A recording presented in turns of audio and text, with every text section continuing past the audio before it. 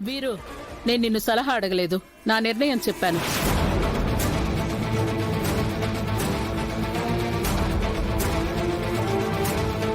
నువ్వు నా మాటకు విలువిస్తానంటే నా నిర్ణయాన్ని అంగీకరించి సూపర్ మార్కెట్కి వెళ్ళు.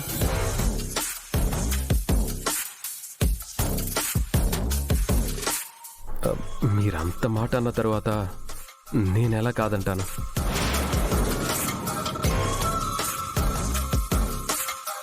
సరే, మీ ఇష్టం. కానీ మావయ్య గారు కూడా మనస్ఫూర్తిగా అంగీకరించాలి.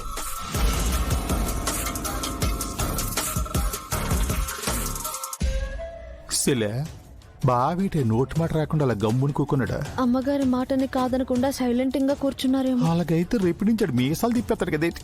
ఏమో అన్నయ్య. వదినా, ఒకసారి ప్రమీళతో కూడా చెప్పడం మంచిదేమో.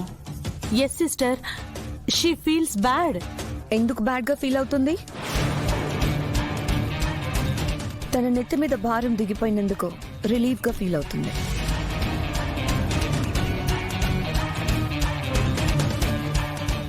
అత్తయ్య గారి డిసిషన్ చాలా కరెక్ట్. బ్రో, మీరు సూపర్ మార్కెట్ రెస్పాన్సిబిలిటీ తీసుకోండి. ఇషిక, అది పెద్దవాళ్ళు డిసైడ్ చేస్తారు. నువ్వెందుకు మధ్యలో మాట్లాడుతున్నావు? పెదనాన్న, మీరే ఆలోచించి చెప్పండి. నేనొకసారి ప్రమీలతో మాట్లాడాలి. అవసరం లేదు.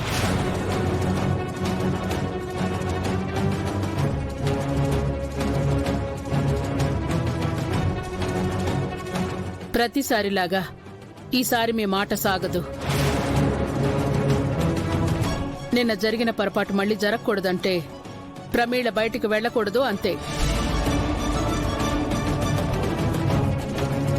వీరు, నువ్వు బయలుదేరు. నా బాధ్యత నిర్వర్తించడంలో నేను గెలవాలని దీవించండి.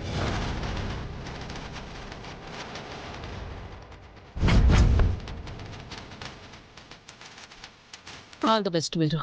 వెళ్ళొస్తాను అత్తయ్య గారు.